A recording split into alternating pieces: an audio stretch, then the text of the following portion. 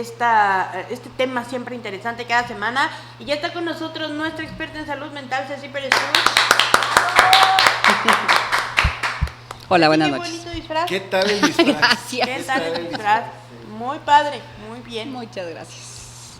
Estaba guardadito para una ocasión especial como hoy. Sí, y es que no se puede apreciar porque el disfraz como tal no te puedes sentar, ¿no? Si lo tienes. Pero ahorita en nuestras redes sociales, que es @enlanoche con Marisela Luna, ahí vamos a ver el disfraz completo. Ahí ya están las fotos, entonces para que lo vean, porque se infla, o sea, es una Una cosota botarga. de este tamaño, padrísima. Ceci, ¿de qué vamos a hablar hoy? Hoy podemos hablar del Día de Muertos, cómo el mexicano, digamos, ha elaborado el proceso de muerte, de la pérdida de un ser querido a través de cómo se sigue haciendo, ¿no? A través de los rituales que ya vienen estos días 1 y 2 de noviembre. Y cómo somos los mexicanos, ¿no? Que de todo hacemos mofa hasta de la muerte. Así es, y creo que es un mecanismo como de defensa contra la angustia, ¿no? Es que es como el mismo mecanismo que utilizamos cuando tiembla, que no ha terminado de temblar y ya están las redes llenas de memes y de bromas y ya te aventaron un bolillo por aquí por allá, ¿no? De inmediato cuando hay algún tipo de tragedia, el mexicano responde con humor, ¿sí? Pero que a final de cuentas este humor tiene como cimentación la angustia que provoca, ¿no? Porque realmente nosotros estamos como mexicanos muy acostumbrados a los rituales del Día de Muertos, pero si nosotros nos desubicáramos, nos descolocáramos de ser mexicanos y que lo hemos vivido todo el tiempo, poniéndonos en el lugar de una persona que viene de otro país, nació en otro país y con otro tipo de costumbres, o sea, realmente internacionalmente lo que se hace en México, los rituales, es como muy asombroso para las personas. Y si nos descolocamos y lo analizamos, decimos, ¿Qué onda, no? O sea, es como cada año tratar de revivir al muerto. Claro. Y darle de comer y ponerle un altar, y si fumaba, pues, su cigarrito, su licor favorito, su comida favorita, y luego todavía, bueno, ya no se puede hacer estrictamente hablando, más que en algunos poblados muy pequeños, este camino de flores hacia la tumba, ¿no? Como para que también el fallecido vaya y nos visite. O sea, si lo ves realmente fríamente, a mí me da esta cosa, ¿no? Claro. O sea, yo me imagino a mis fallecidos queridos, pues, ocupados en sus cosas en el cielo, y de repente, pues acá está el camino y bájate a atender otra cosa y a comerte lo que te preparé y a tomar el licor. Y dicen que efectivamente, o sea, sí pasan cosas raras, ¿no? O sea, la comida que se pone en un altar pierde sabor, por ejemplo. ¿A poco? Eso se comenta. Es como leyenda. No, Porque digo yo, vienen y no se sé. la comen y no, es como lo que Se comen la querido esencia, creer. que absorben la esencia, ¿no? Entonces, creo que sí es un proceso también de tratar de reelaborar la pérdida, pero de alguna manera creo que también mantiene la pérdida presente. Sí, claro. ¿Sí? O sea, creo Como que cuando alguien muere y mantienen su cuarto intacto, con su ropa intacta, y van a llorarle al cuarto, esto yo creo que no es sano, ¿no?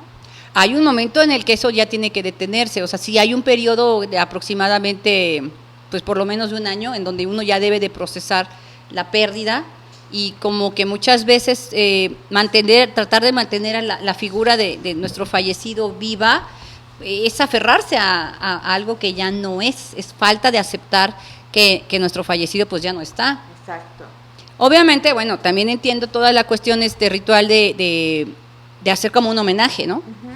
Poner sus fotos, y hacerle de comer, como por un día quizás revivirlo, como que eso liberar un poquito la angustia de no tenerlo. O sea, es como un alivio, o como una curita pues a la gran herida que deja una persona que se nos fue, ¿no? ¿Y cómo hacer frente, por ejemplo, a un duelo, ¿no? O sea, yo creo que también ayuda mucho todas estas tradiciones a procesar un duelo. Sí, pero me parece también que hay un momento en el que uno debe de soltarlos. Eso me parece, a mí me ve como una cuestión temporal, en lo que se está procesando lo más fuerte del duelo, cuando es más o menos reciente. A mí me parece, pues sí, algo oportuno, pero digamos, como sostenerlo por demasiado tiempo es una falta de aceptación de la persona, ¿no? Entonces luego nos encontramos personas, atendí un caso, creo que lo comenté en el programa de duelo, que tenía 20 años de viuda, y aún seguía, digamos, con el marido vivo, ¿no? Prácticamente, y una depresión y una tristeza, y ya era una melancolía, eso ya es otro tipo de patología. Pero si dices, bueno, hay un momento en el que uno debe de aceptar que la persona también se fue. Te digo, pero como homenaje me parece muy sano. Claro. ¿sí? Pero también depende esta cuestión de ¿por qué lo hacemos? ¿No? Porque mi vecino lo hizo, porque debe de hacerse, o sea, ¿cuál es realmente la intención? Creo que muchas personas lo hacen como en automático, te digo, quizás por esta cuestión de que si los demás lo están haciendo, yo lo voy a hacer, pero es encontrarle esta intención, y creo que la intención más sana que puede haber es esta cuestión del homenaje, ¿no? De bueno, voy a volverle a cocinar el pollo con mole como le gustaba, un platillo muy elaborado, ¿no? Entonces es como para él, y pues de alguna manera aliviar un poco el agujero, sí, el dolor, el agujero. Ahorita que contaste todo eso, me vino a la mente estas personas que por años guardan las cenizas de su ser querido. Es algo que a la larga les genera más conflicto. El problema no son las cenizas, el problema es mantener un closet intacto. El problema es no poder entrar a la habitación en la que dormía. Sí, por ejemplo, yo una vez atendí a una familia completa que no podían regresar a su casa después de que había fallecido el padre, ¿no?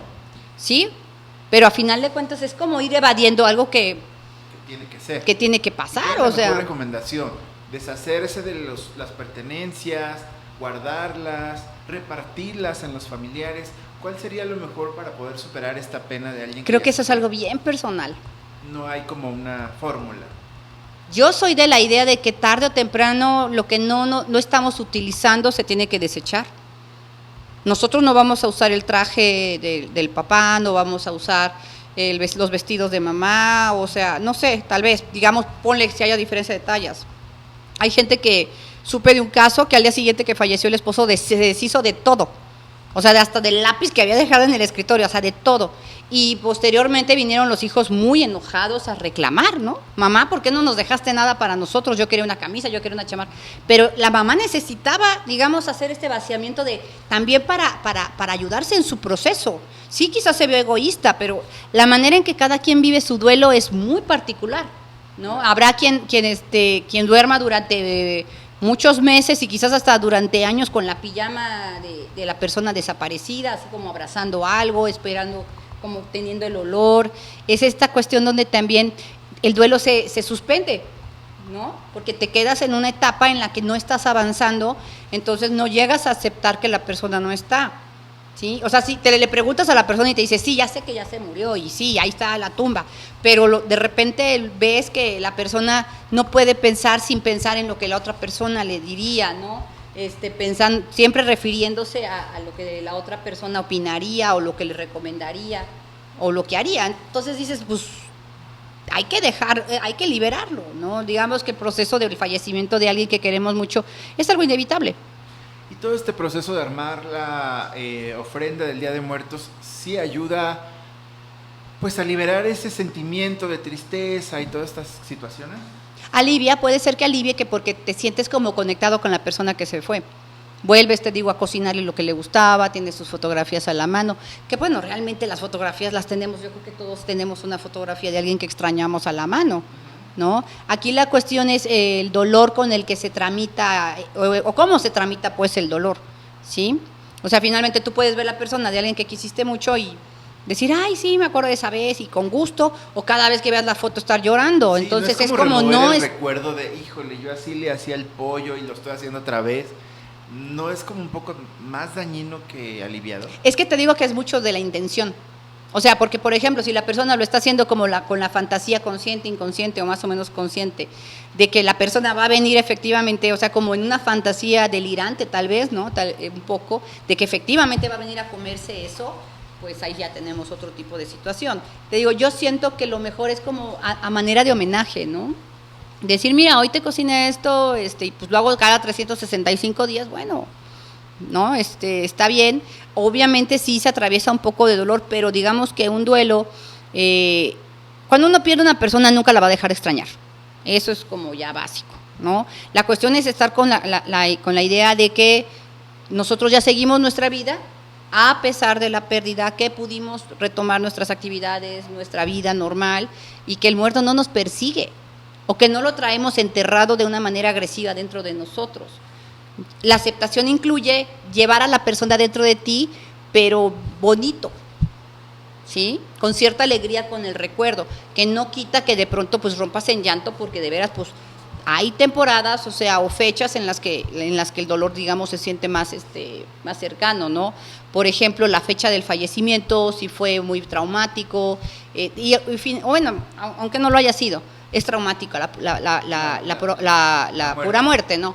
Pero a final de cuentas es ¿qué te acuerdas de escenas, de lo que pasó, de si pasó cierto dolor? Y más que nada, muchas veces tu fallecido tal vez no pasó dolor, pero pues tú lo pasaste. Claro. Pues nada más remontarte, digamos, a ese momento de tu vivencia, ahí es donde también pues no pasa nada, pues, o sea, creo que es inevitable llorar de vez en cuando, pero si un ritual como poner el altar de muertos es doloroso para la persona, sí, yo lo pensaría 2 veces. Debe ser algo donde es un homenaje para el muerto, estar como más tranquilos, sí, se derramar un poco de la lágrima, pero si es algo que, digamos, cada año empieza a ser como muy aniquilante para la persona, y lejos de echarte para adelante, todo lo que habías avanzado te avienta para atrás, pues... Exacto. O sea, finalmente lo que debemos evitar son situaciones estresantes y que nos pongan mal, en general en la vida. Y si es una situación así, pues hay que evitarla, ¿no? ¿Qué pasa en el tema de los fantasmas? ¿Los psicólogos creen en los fantasmas? Cuando un paciente llega y te dice, se me apareció tal o cual, o mi abuelita vino, o mi tía, o este personaje que ya falleció en tu casa, que dice que se parece... ¿Qué es lo que dice un psicólogo ante estas preguntas, pues, de los pacientes? En general, pues no somos así de supersticiosos, ¿no? Se evaden el Yo tema, tuve un paciente que me decía que tenía un duende en su casa, ya, que siempre se llevaba un zapato, o le escondía las llaves, o cosas así. Y sí, realmente, más que nada, lo que uno hace como escucha es ir explorando qué es lo que está pasando, ¿sí? Muchas veces también he tenido pacientes que sí ven personas, pero nosotros más bien nos vamos hacia la situación de que son temores que se visualizan, que se hacen corpóreos y que toman una imagen. Esa es como la ruta de investigación, ¿sí? Y luego resulta que la persona que se está apareciendo le ha provocado culpa, ¿no? Entonces, más que nada se va hacia allá.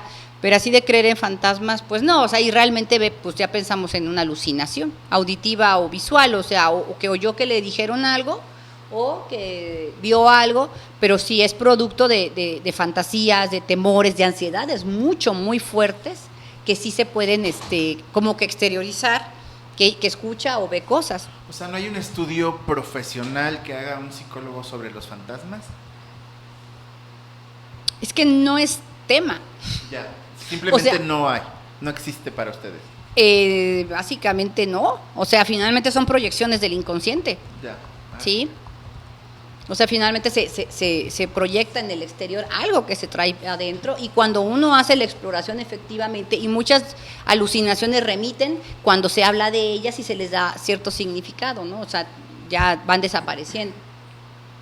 Ahora, cuando una persona llega, por ejemplo, con este tipo de cosas, ¿no? Vi a mi papá muerto, vi a mi mamá que falleció hace 20 años y me apareció y me dijo y me tocó.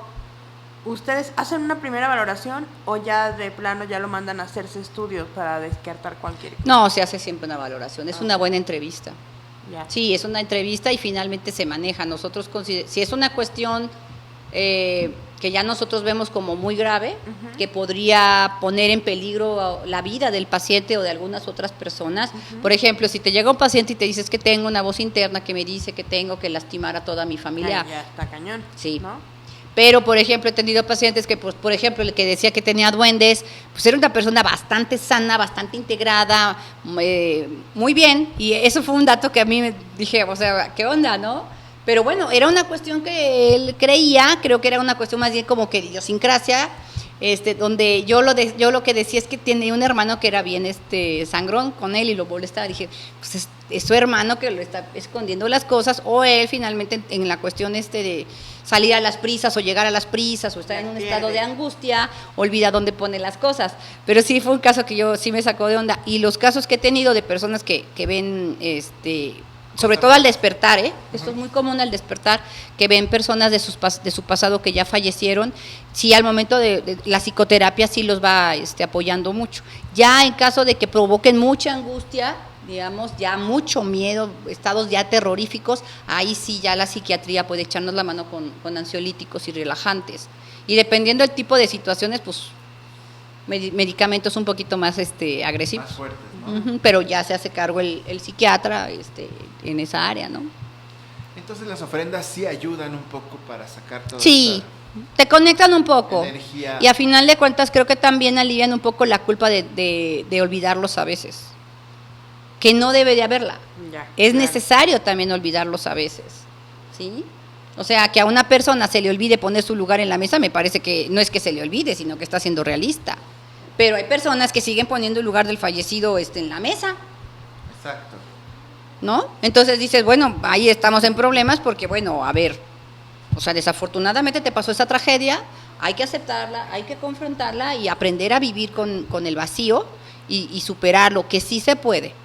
Por muy querida que haya sido la persona, sí se puede. Conocemos casos muy fuertes, ¿no? De personas que han perdido hijos, por ejemplo, que es el duelo más complicado que puede haber. Eso iba. La pérdida de un edad hijo. ¿Influye para olvidar o para ¿La qué? la edad, o sea, del Lo que familiar? creo que, no, la edad no. Yo creo que lo que influye es la experiencia.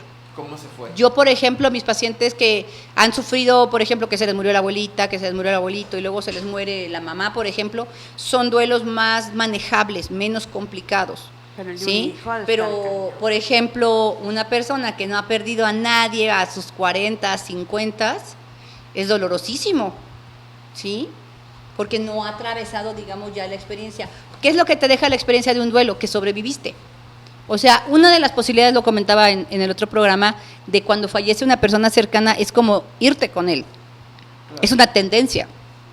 De ahí también que las personas dejan de comer, bajan de peso, se abandonan, ¿no? Se identifican mucho con la persona Claro. que se fue. ¿Y qué pasa con estas personas que se van a ir?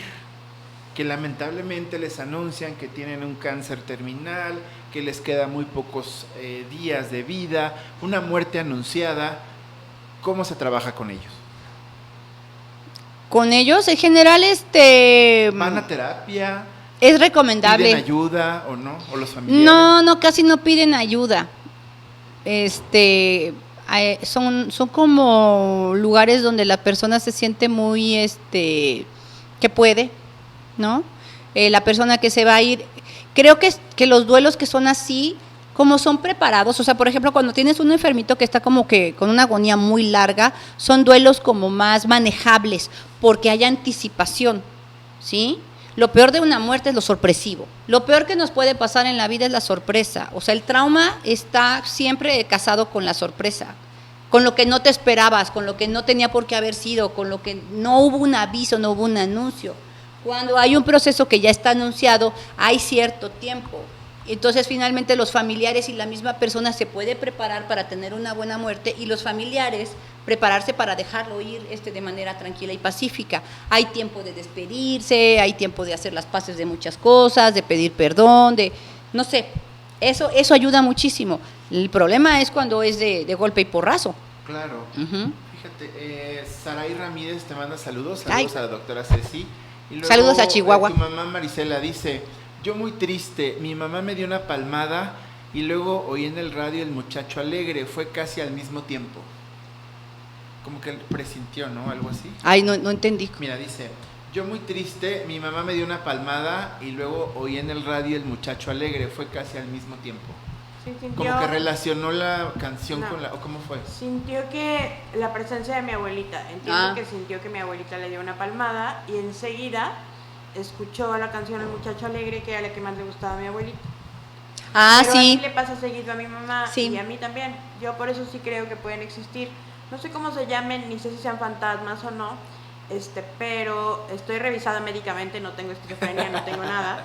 Pero sí creo que pueden existir algunas señales, signos, símbolos que a lo mejor tú mismo, dentro de tu psique, le quieres dar a lo que acabas de ver, pero de pronto sí puede surgir algún problema y escucho el olor de mi papá, o digo, huelo el olor de mi papá. O como le pasó a mi mamá, a lo mejor estaba preocupada y de pronto se sintió sola, escuchó El Muchacho Alegre y quiso creer que mi abuelita se le estaba manifestando, ¿no? Creo que también es parte de la cultura de la muerte que tenemos los mexicanos. No, eso es en general, ¿eh? O sea, finalmente buscar señales de que la persona sigue con nosotros es algo bastante común. Bastante común. Entonces, realmente, digamos, desde las ciencias, pues se consideran coincidencias. ¿No? Sí, puede ser una coincidencia muy anómala, ¿no? Es escéptica, dice, fíjate. ¿Mi mamá es escéptica? Dice, yo escéptica. Pues ella no cree.